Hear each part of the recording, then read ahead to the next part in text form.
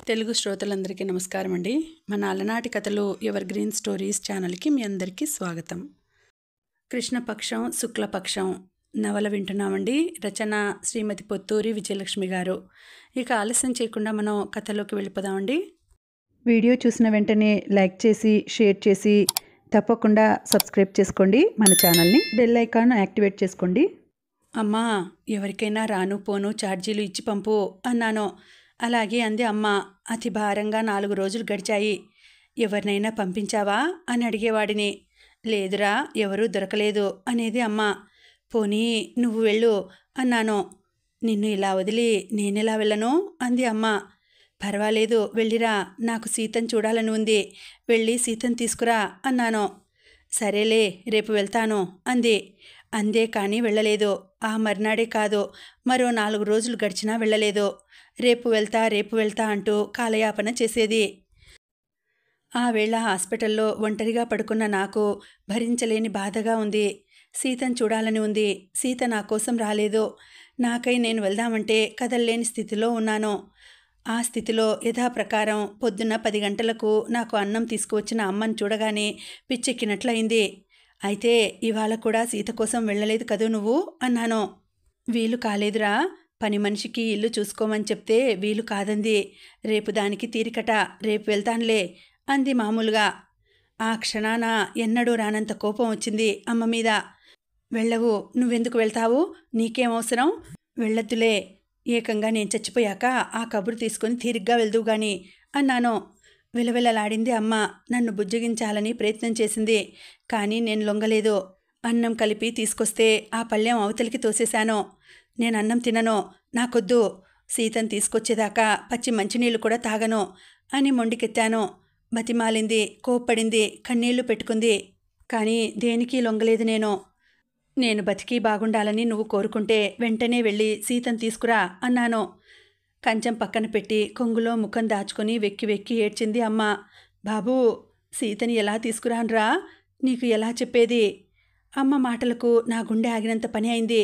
ఏమిటమ్మా నువ్వనేది, సీతకి ఏమైంది అంటూ కాలికున్న ప్లాస్టర్ సంగతి మర్చిపోయి మంచం దిగబోయాను. పరుగున వచ్చి పట్టుకొని ఆపేసింది అమ్మ. సీతకి ఏమీ కాలేదు బాబూ, సీత సుఖంగా ఉంది అంది. మరైతే ఏమిటి అన్నాను తేలికపడిన మనసుతో. సీతని మర్చిపోరా, సీతకు పెళ్ళైపోయింది. నా కళ్ళ ముందు ప్రపంచం గిర్రున తిరిగినట్లు అయింది నాకు. నా చెవులను నేనే నమ్మలేకపోయాను. అమ్మ వంక చూశాను దీనాతి దీనంగా.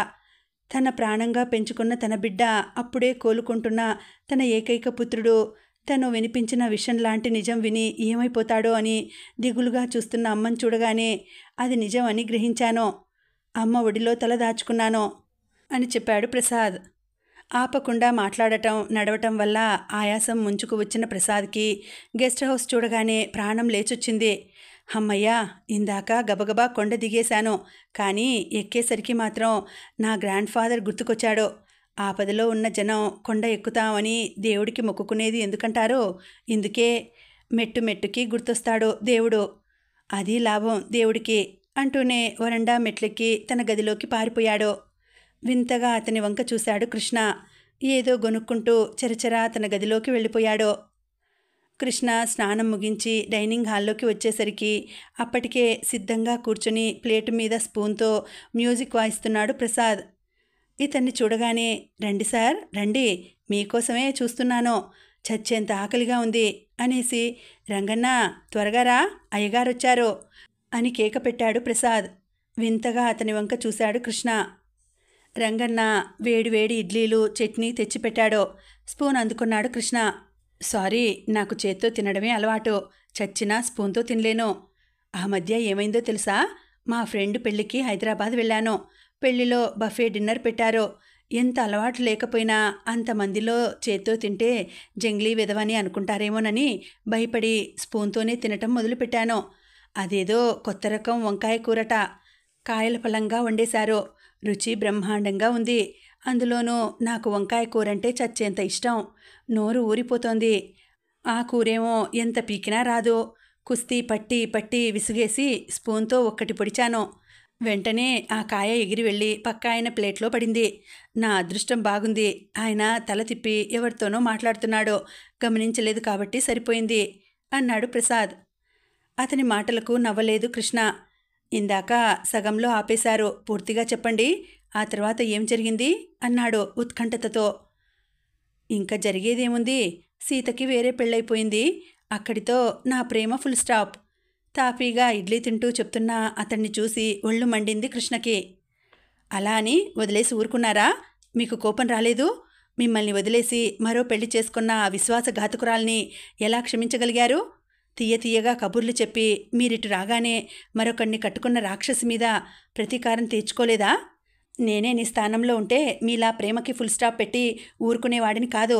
వెంటనే ఆవిడ బతుకు బజార్న పెట్టేవాడిని. ఆవిడ రాసిన ఉత్తరాలు పట్టుకుని ఆవిడని బ్లాక్మెయిల్ చేసేవాడిని. నాకు ద్రోహం తలపెట్టిన ఆ నైవంచికి జీవితంలో సుఖం లేకుండా చేసేవాడిని అన్నాడు ఆవేశంగా. నోటి నిండా ఇడ్లీ పెట్టుకున్న ప్రసాద్ గుడ్లు మెటకరించి చూశాడు. గ్లాసుడు నీళ్లు తాగి, అబ్బా ఏమో అనుకున్నానో, మీకు కోపం బాగా ఎక్కువే అన్నాడు కాస్త ఎగతాళిగా. పిడికిలి బిగించి బల్ల మీద గుద్ది లేచి నిలబడ్డాడు కృష్ణ. అవును, నాకు కోపం ఎక్కువ.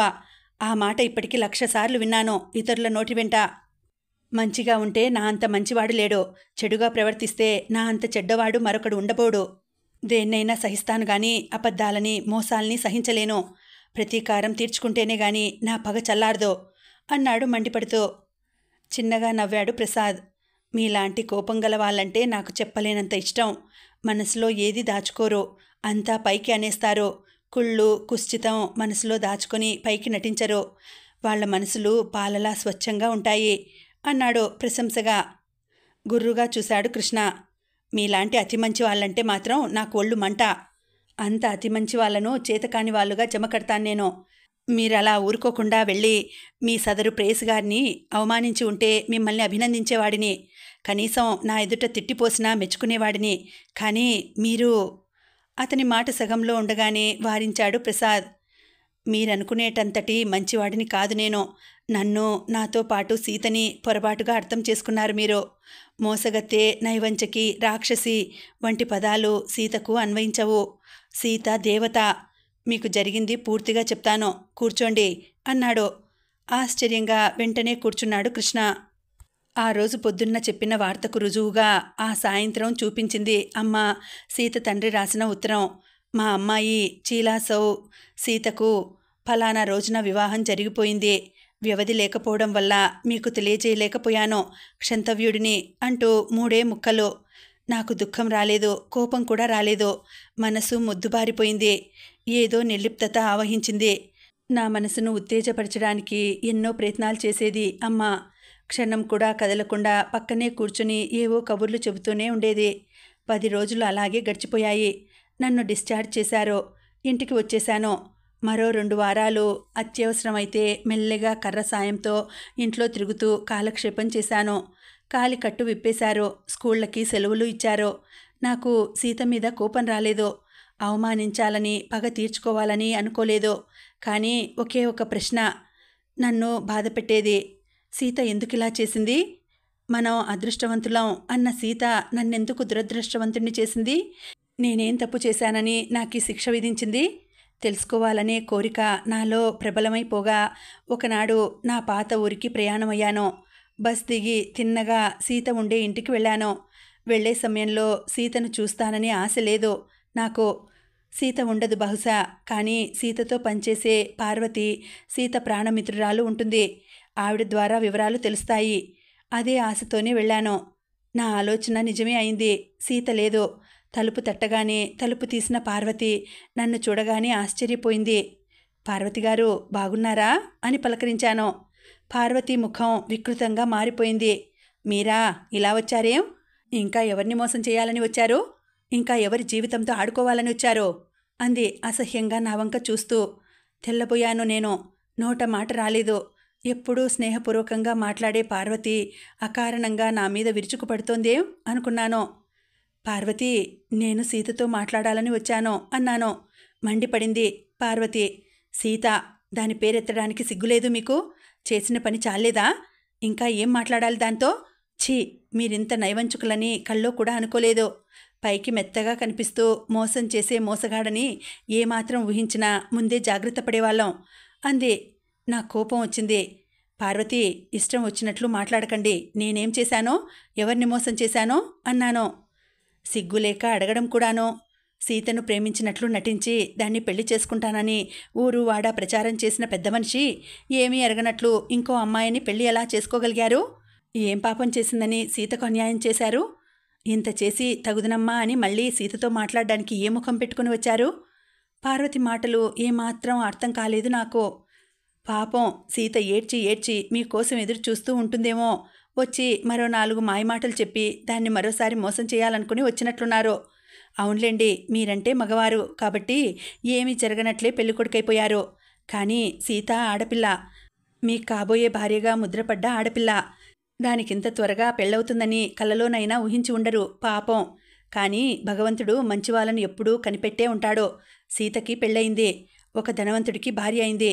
సీత మీకంటే 100 రెట్లు బాగుంటాడు అతను. అతని కాలి గోటికి సర్రారు మీరు. సీత హాయిగా ఉంది. మీలాంటి దుర్మార్గుడి బారి నుండి తప్పించుకోగలిగింది అంది పార్వతి ఆవేశంగా. తలాతోకా లేని ఆ మాటలు ఎంతమాత్రం అర్థం కాలేదు నాకు. పార్వతి, ఏమిటి మీరంటున్నది? నాకు పెళ్ళయిందా? ఎవరు చెప్పారు అన్నాను. ఇలాంటివి ఎంత దాచాలన్నా దాగవు ప్రసాద్ గారు. మీరు డబ్బున్న మరో అమ్మాయిని వివాహం చేసుకున్నారని ఊళ్ళో అందరికీ తెలిసిపోయింది. ఇక మీ నాటకం, మీ తేనె పూసిన మాటలు కట్టిపెట్టి బయటికి నడవండి అంది పార్వతి హీనంగా నా వంక చూస్తూ. ప్రయాణం చేసి ఎండలో నడిచి వచ్చిన నాకు కళ్ళు తిరిగినట్లయింది. ఆవిడ బయటికి పొమ్మన్నా లోపలికి అడుగు వేసి కుర్చీలో కూలబడ్డాను. చూడండి పార్వతి గారు, చేతులు జోడించి చెప్తున్నాను, నాకు పెళ్లి కాలేదు. నన్ను నమ్మండి. నాకు కళ్ళు తిరుగుతున్నాయి. కాసిని మంచినీళ్ళు ఇస్తే అన్నాను. ఏమనుకుందో ఏమో, లోపలికి వెళ్ళి మంచినీళ్లు తెచ్చి ఇచ్చింది. అవి తాగి కాస్త తేరుకున్నాను. పార్వతి గారు, ఏమిటిదంతా? నాకు పెళ్ళయిందా? ఎవరు చెప్పారు అని అడిగాను. ఆశ్చర్యపోయింది పార్వతి. ఒకరు చెప్పటం ఏమిటి ప్రసాద్ గారు? ఊరంతా చెప్తే. ఇంతకీ నిజంగా మీకు పెళ్లి కాలేదా అంది ఆశ్చర్యంగా. లేదు అంటూ నా యాక్సిడెంట్ గురించి చెప్పాను. పార్వతి కళ్ళల్లో గిర్రున నీళ్లు తిరిగాయి. అన్యాయం. ఏమిటిదంతా? నాకు అయోమయంగా ఉంది అంది. అసలేం జరిగింది అని అడిగాను. ఏముంది, మీరు వెళ్ళాక 15 రోజులైనా గడవకుండా సీత తండ్రికి జబ్బు చేసింది. ఆ విషయం తెలిసి సీత సెలవు పెట్టి వెళ్ళిపోయింది. అక్కడికి వెళ్ళాక మీకు ఉత్తరం రాస్తానని, ఈ లోపల ఇక్కడికి వచ్చే ఉత్తరం తనకు పంపమని చెప్పి వెళ్ళింది. 3, 4 లెటర్స్ అలాగే పంపాను. ఆ తర్వాత మీ దగ్గర నుంచి ఉత్తరాలు ఆగిపోయాయి. 4 రోజుల తర్వాత మీకు పెళ్ళయిందని తెలిసింది. నమ్మలేకపోయాం. కానీ నమ్మక తప్పలేదు. అంతా మిమ్మల్ని తిట్టుకున్నాం. మాకేం తెలుసు ఇలా అని అంది విలవిల్లాడుతూ. మరి సీత ఏమైంది అడిగాను. ఆ రోజు వెళ్ళిన సీత తిరిగి రాలేదు. ఉద్యోగానికి రిజైన్ చేసింది. సామాన్లు పంపమని నాకు రాసింది. అలాగే పంపేశాను. ఆ పనివాని చేతికిచ్చి ఉత్తరం పంపించింది. తను పెళ్లి చేసుకుంటున్నానని రాసింది, అంతే అంది పార్వతి. నాకు పెళ్ళయిందని గాలి కబురు పుట్టించిన వాళ్ళెవరో తెలుసుకోవాలని పరిశోధన మొదలుపెట్టాను. పార్వతికి శ్యామల చెప్పింది. శ్యామలకి రాజారావు చెప్పాడు. రాజారావుకి విక్టర్ చెప్పాడు. విక్టర్కి మాధవరావు గారు చెప్పారు. మాధవరావు గారికి హెడ్ మాస్టర్ గారు చెప్పారు. హెడ్ మాస్టర్ గారికి కిరాణా కొట్టతను చెప్పాడు. అతనికి పక్కింటి పిన్నగారు చెప్పింది. ఆవిడకి మరెవరో చెప్పారు. తిరగ్గా తెలిసింది ఆచూకీ. నా పెళ్లి వార్త ప్రచారం చేసింది పాండు, పోస్ట్ మాస్టర్ గారు అబ్బాయి. మాస్టారి పెళ్ళి అన్నవరం కొండ మీద అయింది. పెళ్లి బాగా చేశారు. ఇంతింత లడ్డూలు వేశారు అని చెప్పాడట. వాడి కోసం వెతికాను. పోలేరమ్మ గుడిలో కూర్చుని పేకాడుతూ కనిపించాడు. నన్ను చూడగానే దయ్యాన్ని చూసినట్లు బిగుసుకుపోయాడు. మరుక్షణం తేరుకొని పారిపోవాలని ప్రయత్నం చేశాడు. పట్టుకొని చెంపలు పగలగొట్టాను. ఏరా, నా పెళ్లికి తిన్న లడ్డూలు అరిగాయా అని అడిగాను. ఏడ్చాడు. నాకేం తెలీదు అన్నాడు. నాకింకెవరో చెప్పారు అని దబాయించాడు. మరో 4 వాయించి నిజం చెప్పమన్నాను. భయపడుతూనే నిజం చెప్పాడు. నమ్మలేకపోయాను. రాస్కెల్ మళ్ళీ కొట్టాను. నిజం మాస్టారు, మా అమ్మ మీదొట్టు. డబ్బు కోసం గడ్డి తిన్నాను. నన్ను మన్నించండి అంటూ నా కాళ్ల మీద పడ్డాడు. కసితీరా వాడిని ఒక తన్ను తన్ని తిన్నగా బస్టాండ్కి వెళ్ళి సీత వాళ్ల ఊరికి వెళ్లే బస్సు ఎక్కాను. పాండు చెప్పిన పచ్చి నిజం నమ్మలేకపోయాను. నాకు పెళ్ళయిందని అబద్ధం చెప్పమని పాండుని ప్రోత్సహించింది ఎవరో కాదు, సీత తండ్రి. మా అమ్మ ఇచ్చిన మొదటి టెలిగ్రామ్ తీసుకొని సీత దగ్గరకు వెళ్ళిన వాడిని పట్టుకొని 100 రూపాయలు లంచం ఇచ్చి అబద్ధం చెప్పించాడు ఆయన. పాండుగాడికి ఎలా అలవాటయ్యాయో చిన్నతనంలోనే సిగరెట్లు, చీట్లాట అలవాటయ్యాయి. వాటి కోసం అప్పులు చేశాడు వాడు. వాళ్ళు పీకల మీద కూర్చున్నారు. మీ నాన్నతో చెప్తామని బెదిరిస్తున్నారు. ఆ పరిస్థితిలో వాడు డబ్బు కోసం ఆయన చేయమన్నట్లు చేశాడు. ఏనాడు ఎవరి మీద రానంత కోపం వచ్చింది ఆయన మీద. బస్ దిగి అడ్రస్ ప్రకారం ఇల్లు వెతుక్కొని వెళ్ళాను. వెళ్ళేసరికి వాకిట్లోనే కుర్చీ వేసుకుని ఉన్నాడు ఆయన. తెల్లగా పండిన తల, వడిలిపోయిన శరీరం. నాగభూషణం గారు మీరేనా అని అడిగాను. అవును, మీరెవరు అన్నాడు. చెప్పాను. ఒక్క క్షణంలో ఆయన ముఖంలో చెప్పలేని మార్పు వచ్చింది. నువ్వా బాబూ, రా అంటూ లోపలికి తీసుకువెళ్ళాడు.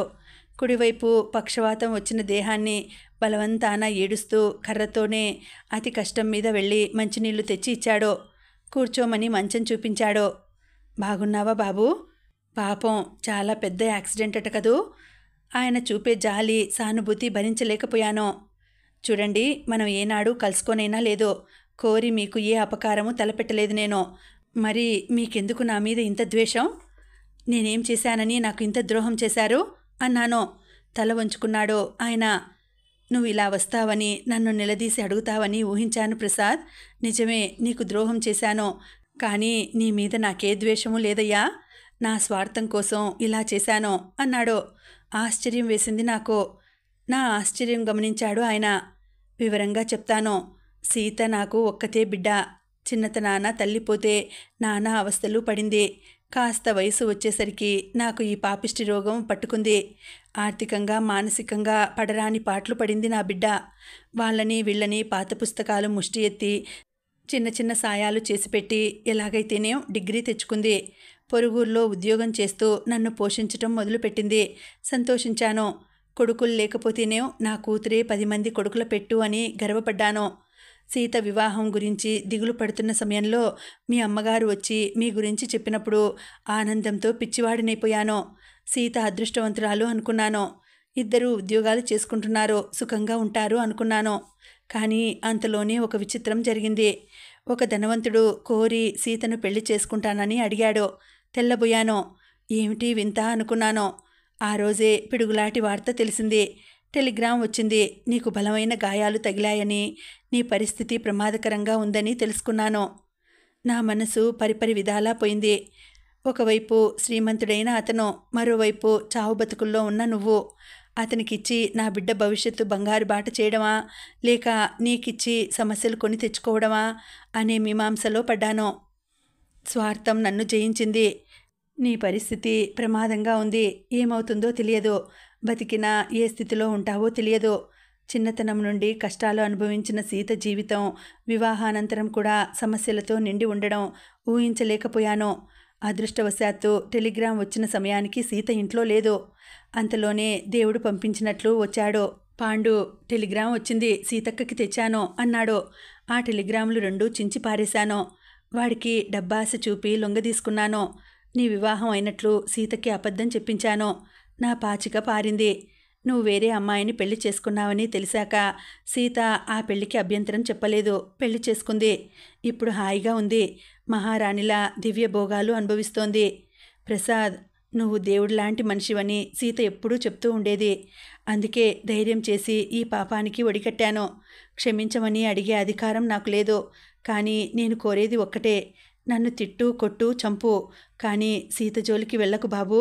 సీతని మర్చిపో అంటూ కన్నీళ్లతో చేతులు జోడించాడు ఆయన. మెల్లిగా లేచాను. వెళ్ళొస్తానండి అని బయటకు నడిచాను. 4 అడుగులు వేసేసరికి ఎవరో పిలిచినట్లు తిరిగి చూశాను. ఎదురింట్లో ఎవరో అమ్మాయి నిలబడి ఉంది. మిమ్మల్నేనండి అంది నేనటు చూడగానే. వెంటనే అటు వెళ్ళాను. మీరెవరో తెలుసుకోవచ్చా అని అడిగింది. నిరభ్యంతరంగా తెలుసుకోవచ్చు. నా పేరు ప్రసాద్ అన్నాను. మీకోసం చాలా రోజుల నుంచి ఎదురు చూస్తున్నాను. మీతో పనుంది. ముఖ్యమైన విషయం మాట్లాడాలి. లోపలికి రండి అంది. ఆశ్చర్యంగా వెళ్ళాను. 10 నెలల పాపని తీసుకొచ్చి మా పాప అని చూపించింది. కాఫీ ఇచ్చింది. నా పేరు లలిత. నేను సీత చిన్నప్పటి నుంచి మంచి స్నేహితురాళ్ళం. నాకు దానికి దాపరికాలు లేవు అంది. తల వంచుకున్నాను. మీరు సీత ప్రేమించుకున్నారట కదూ. మీ పెళ్లి వార్త వినగానే సీత ఏమైపోయిందో, ఎలా ప్రవర్తించిందో తెలుసుకోవాలని లేదు మీకు అని అడిగింది హఠాత్తుగా. నిజమే, తెలుసుకోవాలని ఎంతగానో ఉంది. నా పెళ్లి విషయం వినగానే సీత ఎంత బాధపడిందో, నన్ను ఎంత నిందించిందో తెలుసుకోవాలని ఆతృతగా ఉంది. కానీ ఎలా తెలుస్తుంది? ఎవరు చెప్తారు? ఆ మాటే అన్నాను ఆవిడతో. నేను చెప్తాను అంది. ఆ సమయంలో సీత ఇక్కడే ఉంది. నేను అది గవ్వలు ఆడుకుంటున్నాం. సీతక్క అంటూ వచ్చాడు పాండు. నువ్వట్రా పాండు అని పలకరించింది సీత. వాడిని నాకు పరిచయం చేసింది. ఏమిట్రా ఇలా వచ్చావు అని అడిగింది. నీతో ఓ ముఖ్యమైన విషయం చెప్పాలని వచ్చానక్క అన్నాడు. చెప్పు అంది సీత. మరే మాస్టారికి పెళ్ళైపోయింది సీతక్క అన్నాడు. ఏ మాస్టారికిరా అంది సీత. మన మాస్టారికి అక్క, ప్రసాద్ మాస్టారికి. అంతే, సీత ముఖం పాలిపోయింది. ఏమిట్రా నువ్వు చెప్పేది అంది దిగులుగా. నిజం సీతక్క, మొన్న ఆదివారం అన్నవరం కొండకి వెళ్ళాను. అక్కడ చూశాను మాస్టార్ని. పెళ్లి చేసుకుంటున్నారు. నన్ను చూడగానే పిలిచారు. ఒరే పాండు, నువ్వు ఊరికెళ్ళాక నేను ఇలా పెళ్లి చేసుకున్నానని సీతక్కతో చెప్పరా అన్నారు. అలాగే అన్నాను. వెళ్ళిపోతానంటే వినలేదు. భోజనం చేసి వెళ్ళు అని బలవంతం చేశారు. వాడేదో చెప్తూనే ఉన్నాడు. చివాలన లేచి లోపలికి పారిపోయింది సీత. గాబరాగా వెంట నేను వెళ్ళాను. చేతుల్లో ముఖం దాచుకొని ఏడుస్తోంది. దగ్గరకు వెళ్ళి తల మీద చెయ్యి వేశాను. లలిత, కొద్దిసేపు నన్ను ఒంటరిగా వదిలేయి అంది. యువతలికి వచ్చేశాను. కాసేపటి తర్వాత బయటికి వచ్చింది సీత. పాండు, మాస్టారి గారి పెళ్ళి బాగా జరిగిందట్రా అని అడిగింది. ఓ, బ్రహ్మాండంగా జరిగిందక్క. వాళ్ళు చాలా డబ్బున్న వాళ్ళట. బాగా చేశారు పెళ్ళి అన్నాడు. పెళ్లి కూతురు ఎలా ఉందిరా మళ్ళీ అడిగింది. చాలా అందంగా ఉందక్క. ఎంత బాగుందో. చాలా మంచిది కూడాను. మరి లేదు, మాస్టారు నన్ను పిలిచి ఆవిడకి పరిచయం చేశారు. నేను నమస్తే చెప్పాను. నవ్వింది. నీ పేరేమిటి అని అడిగింది. ఏం చదువుకుంటున్నావు అంది. అన్నాడు వాడు. పోనీలే, మాస్టారికి మంచి భార్య దొరికింది అంది. సీత నిట్టూరుస్తూ, ఇంకేం చెప్పారా మాస్టారు అని అడిగింది. ఇంకేం చెప్పలేదక్క. ఆయన కొన్నాళ్లకి నీతో మాట్లాడడానికి వస్తారట అన్నాడు వాడు. ఆ మర్నాడే ఊరికి వెళ్ళిపోయింది సీత. వెళ్లే ముందు నా దగ్గరికి వచ్చింది. లలి, నా కోసం ప్రసాద్ గారు వస్తారు. ఇవాళ కాకపోతే రేపైనా తప్పక వస్తారు. ఆయనకి ఈ ఉత్తరం ఇవ్వు అంది. అంటూ లోపలికి వెళ్ళి కవర్ తెచ్చి ఇచ్చింది లలిత. ఆత్రంగా విప్పాను. ప్రసాద్ గారు, నమస్కారం. జీవితంలో ఎన్నో జరగాలని అనుకుంటాం, ఆశపడతాం. కానీ కొన్నే జరుగుతాయి. జరిగింది అంతా మర్చిపోయి జీవితం గడపడం మంచి లక్షణం. మీకు చెప్పవలసిన దాన్ని కాదు. అయినా చనువు కొద్దీ చెప్తున్నాను. జరిగింది మర్చిపోండి. అంతా మన మంచికే జరిగింది. సీత ఎప్పుడూ మీ స్నేహితురాలే. ఎక్కడున్నా మీ క్షేమం కోరుకుంటుంది. సీత, ఈ విషయం మాత్రం మర్చిపోకండి. మీ జీవితం సుఖశాంతులతో కొనసాగాలని మనస్ఫూర్తిగా కోరుకుంటున్నాను. మీ శ్రీమతి గారికి నమస్కారాలు తెలియజేయండి. సెలవు. అభినందనలతో మీ ఆప్తురాలు సీత. గుండె పిండేసినట్లు అయింది. దుఃఖం ముంచుకొచ్చింది. ఆ బాధ భరించలేకపోయాను. నా వంక జాలిగా చూసింది లలిత. మరి సీతను ఇంతగా ప్రేమించిన మీరు మరో పెళ్లి ఎలా చేసుకోగలిగారు ప్రసాద్ గారు అని అడిగింది. నేను పెళ్లి చేసుకోలేదమ్మా. అందరూ అబద్ధాలు ఆడి మమ్మల్ని మోసం చేశారు అంతే అని చెప్పి బయటకు వచ్చేశాను. ఆవిడ పిలుస్తున్నా వినకుండా వచ్చేశాను. ఇప్పుడు చెప్పండి, జరిగిన దానిలో సీత తప్పేమిటో. సీత మోసం చేసిందా? ఏం చేసిందని సీతను నిందించను అన్నాడు. ఆవేశంగా అంతా విని బరువుగా నెట్టూర్చాడు కృష్ణమోహన్. ఐఎమ్ సారీ, పొరబడ్డాను. అయినా కామెర్లవాడికి లోకమంతా పచ్చగానే కనిపిస్తుందట. ఘోరంగా మోసపోయిన నా కళ్ళకి ప్రతివారు మోసపోయినట్లు అనిపించడంలో ఆశ్చర్యం ఏముంది అంటూ లేచి తన రూంలోకి వెళ్ళిపోయాడు కృష్ణ. మళ్ళీ భోజనాల దగ్గర కలిశారు ఇద్దరు. సహజ ధోరణిలో జోకులు వేస్తూ నవ్విస్తూ కబుర్లు చెప్తున్న ప్రసాద్ మాటలకు తనివి తీరా నవ్వుతూ హాయిగా భోజనం చేశాడు కృష్ణ. ఇద్దరూ వరండాలోకి వచ్చారు. అబ్బా, మీ కబుర్లు ఎంతసేపు విన్నా విసుగనిపించదు అంటూ అక్కడే వేసి ఉన్న కుర్చీలో కూర్చున్నాడు కృష్ణ. నిజంగానా? అమ్మయ్యా, ఇన్నాళ్ళకి నా కబుర్లు మెచ్చుకునే శ్రోత ఒకరు దొరికారు. ఇక ముందు చూడండి, నాకు బోరు కొట్టినప్పుడల్లా మీ దగ్గరికి వచ్చేసి నోరు మూస్తావా తన్నమంటావా అనేదాకా మీకు కబుర్లు చెప్తాను అన్నాడు ప్రసాద్ ఆనందంగా. ఆదరంగా అతని చెయ్యి అందుకున్నాడు కృష్ణ. నిజం అయితే నేను చాలా లక్కీ ఫెలోనన్నమాట. అనుకోకుండా ఇంత మంచి స్నేహితుడు దొరికాడు నాకు. ఊరికే మాట వరుసకి అనడం కాదు, తప్పకుండా మా ఊరు రావాలి అన్నాడు ఆప్యాయంగా. ఓ ఎస్, తప్పకుండా వస్తాను. నన్నింత ఆప్యాయంగా పిలిచేవారు ఎవరూ లేరు. మీ అంతటి వారు స్నేహితుడిగా భావించడం నా అదృష్టం. ఒక స్నేహితుడిగా అడుగుతున్నాను. ఇందాక ఏమిటో మోసపోయానని అన్నారు. ఏమిటది? ఎవరు మోసం చేశారు మిమ్మల్ని? అభ్యంతరం లేకపోతే చెప్పండి అన్నాడు ప్రసాద్. కృష్ణ మొహం కాంతి తప్పింది. క్షమించండి, నేను చెప్పలేను అనేశాడు వెంటనే. పొద్దున్న ఎండగా ఉన్న ఆకాశం మధ్యాహ్నానికి మబ్బులు మూసుకు వచ్చేసి చీకటిగా అయిపోయింది. ఈదురుగాలి వీస్తూ ఉంది. ఆహ్లాదంగా ఉంది వాతావరణం. నేను చెప్పేది ఒక్కటే, స్నేహితుడిగా భావించి మీకు సలహా ఇస్తాను. మీరు పెళ్లి చేసుకోకండి. మీ జీవితం ప్రశాంతంగా సాగిపోవాలని ఆశ, కోరిక ఏమాత్రం ఉన్నా ఆడదాన్ని మీ జీవితంలోనికి ఆహ్వానించకండి. స్వానుభవంతో మీ మేలు కోరి చెప్తున్నాను. ఇలా హాయిగా బతికేయండి ఆవేదనగా అన్నాడు కృష్ణ. చిన్నగా నవ్వాడు ప్రసాద్. తను కాలు జారి పడితే లేచి నిలబడి మరెవరైనా జారి పడతారేమో చూసి ఆనందించేద్దాం అనుకోవడం మానవ సహజం. కానీ తను నడిచి వచ్చిన మార్గం సుగమం కాదని, ఆ దారిన నడవద్దని తోటివాడిని హెచ్చరించేవాడు నిజంగా గొప్పవాడు. మీరు ఆ గొప్పవాళ్ల కోవకే చెందుతారు డాక్టర్ గారు. మీరు మరికొన్నాళ్ల ముందే నాకు పరిచయం అయి ఉంటే ఎంత బాగుండేది. ఇప్పుడు ఇట్ ఈస్ టూ లేట్. నాకు పెళ్ళైపోయింది. నేను వివాహితుడిని. ఉలిక్కిపడ్డాడు కృష్ణ. ఏమన్నారు? మీకు పెళ్ళైపోయిందా? ఎప్పుడు? మీ భార్య మంచిదేనా? ఆవిడకి మీ గతం తెలుసా? తెలిసి మిమ్మల్ని క్షమించిందా? మీ వైవాహిక జీవితం ఎలా ఉంది? ప్రశ్నల వర్షం కురిపించాడు. దీర్ఘంగా నిట్టూర్చాడు ప్రసాద్. చెప్తాను, కానీ మీకు విసుగు వేస్తుందేమో. ఏం కాదు, ప్లీజ్ చెప్పండి. సీతతో నా వివాహం బెడిసి కొట్టిన తర్వాత కొద్ది రోజులు ఊరుకుంది మా అమ్మ. ఆ తర్వాత పెళ్లి చేసుకోమని పోరు మొదలుపెట్టింది. నాకు ఒంటరి జీవితం అంటే విసుగెత్తింది. నాకు తోడు కావాలనిపించింది. పెళ్లికి నా అంగీకారం తెలిపాను. నాకు సంబంధాలు చూడడం మొదలుపెట్టింది అమ్మ. మా అబ్బాయికి పెళ్లి చేయాలి. మీ ఎరికలో ఎక్కడైనా మంచి సంబంధం ఉంటే చెప్పండి. అమ్మాయి చక్కగా ఉండి బుద్ధిమంతురాలైతే చాలు, మాకు వేరే ఆశలు లేవు అంటూ కనపడిన ప్రతి మనిషికి చెప్తూ ఉండేది. సంబంధాలు వచ్చాయి, కానీ అవి అమ్మకే నచ్చలేదు కాబోలు. నా దాకా రాలేదు.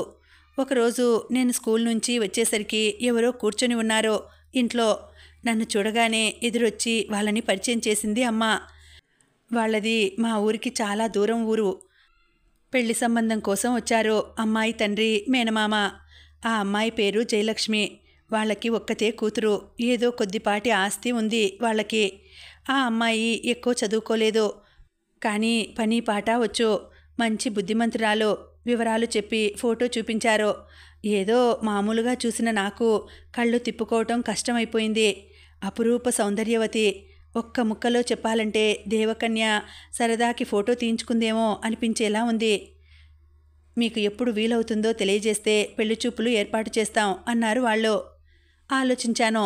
మొదట ఆరోగ్యం బాగుండక, ఆ తర్వాత మనసు బాగుండక అప్పటికే చాలా సెలవులు వాడుకున్నాను నేను. ప్రతి క్లాసులో చెప్పవలసిన కోర్సు బోలెడు పేరుకుపోయింది. అది కాక అంత దూరం వెళ్ళి పెళ్లిచూపులు చూడవలసిన అవసరం లేదు. అమ్మతో మాట్లాడాను. నువ్వు వెళ్ళి చూసిరా అన్నాను. నువ్వు రానిది నేను మాత్రం ఎందుకురా అంది అమ్మ. ఆ మాటే వాళ్లతో చెప్పాను. నాకు సెలవులు లేవు, నేను రాలేను. నా ఫోటో తీసుకువెళ్ళి మీ అమ్మాయికి చూపించండి. నచ్చితే మాకు రాయండి అన్నాను.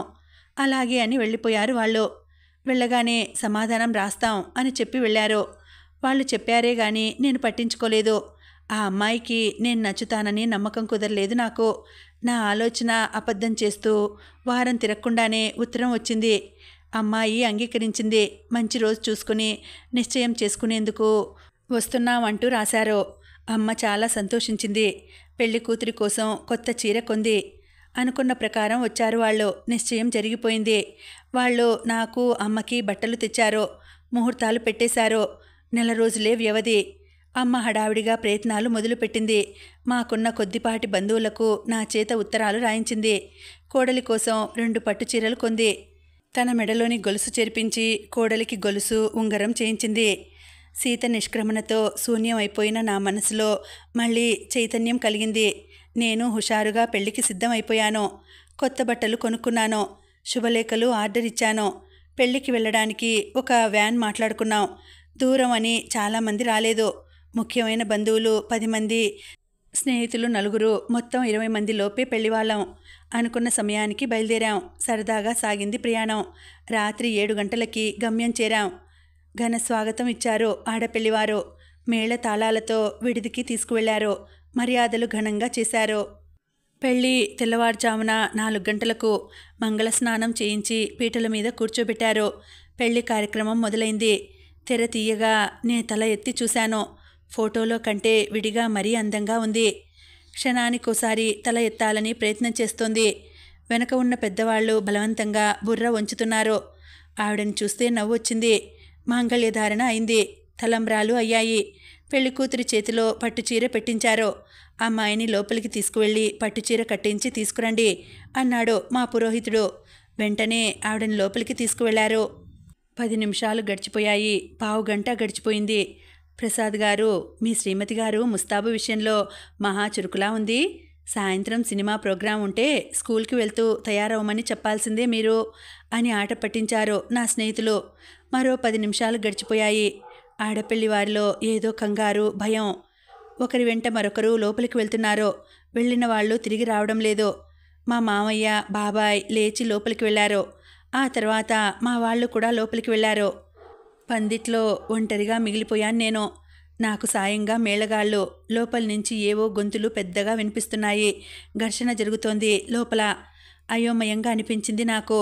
మెల్లగా లేచి సంకోచిస్తూనే ఇంట్లోకి వెళ్ళాను. ముందు హాల్లో మా మామయ్య, బాబాయి కోపంగా అరుస్తున్నారు. వాళ్ళ చేతులు పట్టుకుని బ్రతిమాలుతున్నారు మామగారు. ఆయన తమ్ముడు. పక్క గది గుమ్మం దగ్గర శిలలా నిలబడి ఉంది అమ్మ. ఆడవాళ్లు గది వాకిలి దగ్గర గుమిగూడి గుసగుసలాడుకుంటున్నారు. నన్ను చూడగానే భయపడిపోయి పక్కకు తొలగిపోయారు. గదిలోకి అడుగుపెట్టాను. నృత్యం మన భారతీయ లలిత కళల్లో ముఖ్యమైనది. నృత్యం అంటే అందరికీ ఇష్టమే. తమకి రాకపోయినా వచ్చిన వాళ్ళు డ్యాన్స్ చేస్తుంటే చూసి ఆనందిస్తారు అందరూ. మన దేశంలోనే కాక ఫ్రాక్ పశ్చిమ దేశాల్లో కూడా మనకు కీర్తిని ఆర్జించి పెట్టింది నృత్యం. కానీ ఆ రోజు నా పెళ్లిలో అంత హంగామా సృష్టించిన సిగపట్ల గోత్రాల దాకా రప్పించింది ఆ నృత్యమే. వేసిన జడ పీకి పారేసి మెడలోని పూలదండ అవతలకు విసిరేసి మేళాలకి అనుగుణంగా డ్యాన్స్ చేస్తోంది పెళ్లికూతురు. ఆ నృత్య ప్రదర్శన ఆపడానికి శాయశక్తులా ప్రయత్నిస్తున్నారు పక్కవాళ్ళు. నన్ను చూసి దయ్యాన్ని చూసినట్లు బెదిరిపోయి పెళ్లికూతుర్ని వదిలేశారు. కిలకిలా నవ్వేసి మరుక్షణంలోనే చేతుల్లో ముఖం దాచుకుని వెక్కి వెక్కి ఏడవసాగింది పెళ్లికూతురు. వెంటనే వెనుతిరిగి 4 అడుగులు వేశాను. గబాల్న వచ్చి నా చేతులు పట్టుకున్నారు మామగారు. అంతా నా చుట్టూ గుమికూడారు. వాళ్ళు కలగా పులగంగా చెప్పిన మాటల సారాంశం ఇది.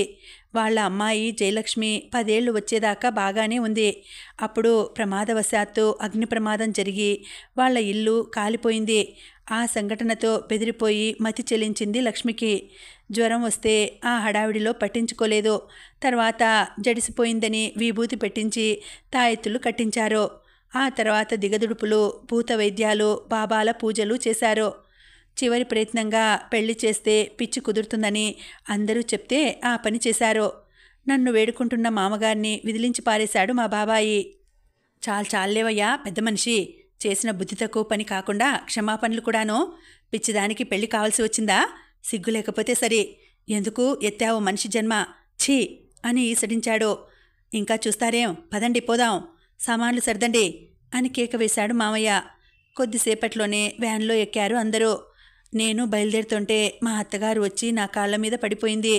తల్లి లాంటి దాన్ని బాబు, లక్ష్మికి పిచ్చి నయమైపోతుంది. డాక్టర్లకి చూపిస్తే తగ్గిపోతుంది. పెళ్లి కాని పిల్లని ఆసుపత్రుల వెంట తిప్పితే పెళ్లి కాదని భయపడ్డాం. ఇప్పుడు మంచి వైద్యం చేయిస్తాం. మమ్మల్ని కనకరించు బాబూ అంటూ నా కాళ్ళు పట్టుకుంది. మా వాళ్ళు ఆవిడని పక్కకి లాగేశారు. నా చెయ్యి పట్టుకుని వ్యాన్ ఎక్కించారు. వ్యాన్ బయలుదేరింది. కళ్ళు మూసుకొని కూర్చున్న నేను తల మీద చెయ్యి పడటంతో ప్రక్కకు చూశాను. అమ్మా, నా తండ్రి, ఆ భగవంతుడు నీ జీవితంతో ఎందుకిలా ఆడుకుంటున్నాడ్రా అంటూ బావురుమని ఏడ్చింది. అందరూ ఆవిడని ఓదార్చారు. చాలే ఊరుకో, పెద్దదానివి, నువ్వే ఇలా డీలా పడిపోతే చిన్నవాడు, వాడు మరీ బెదిరిపోడు. అయినా ఇప్పుడేం కొంప ముంచుకుపోయిందని వాళ్ల మొహాన విడాకులు పారేసి రేపీ పాటికి మంచి పిల్లని చూసి పెళ్లి చేద్దాం అన్నారు. విడాకులు పాడు ఎందుకసలు? ఆ పెళ్లి పూర్తిగా అవనేలేదు. అరుంధతి దర్శనం కాలేదు, ఆశీర్వచనం కాలేదు, అప్పగింతలు కాలేదు. సగం సగం అయిన పెళ్లికి విడాకులు అక్కర్లేదు అన్నారు మరెవరో. అబ్బే, అలా అంటే ఎలా? మనలో మాంగళ్యధారణ ముఖ్యం. అది అయింది కాబట్టి పెళ్ళి అయినట్లే అన్నాడు ఇంకొకడు. వాదోపవాదాలు జరిగాయి. కళ్ళు మూసుకొని కూర్చున్నాను నేను. మా ఊరు చేరాం. మమ్మల్ని చూడగానే ఇరుగు పొరుగు తెల్లబోయారు. ఇదేమిటి, రేపొస్తానన్నారుగా, ఇప్పుడే వచ్చేశారేం అన్నారు. ఎవరో హారతి ఎర్రనీళ్లు తెచ్చారు. ఓ క్షణంలో నిజం తెలిసిపోయింది. మళ్ళీ ఏడుపులు, మొత్తుకోళ్ళు, ఓదార్పులు, సానుభూతులు. అందర్నీ తప్పించుకొని లోపలి గదిలోకి వెళ్ళి తలుపు వేసుకున్నాను నేను. ఎదురుగా అద్దంలో కనిపించింది నా అవతారం. పొడుగు జుట్టు, బుగ్గన చుక్క, తల మీద బెల్లం, జీలకర్ర, తలంబ్రాలు, పసుపు బట్టలు. పిచ్చి కోపం వచ్చింది. మెడలోని కర్పూరం దండ విసిరికొట్టి మంచానికి అడ్డంగా పడుకున్నాను.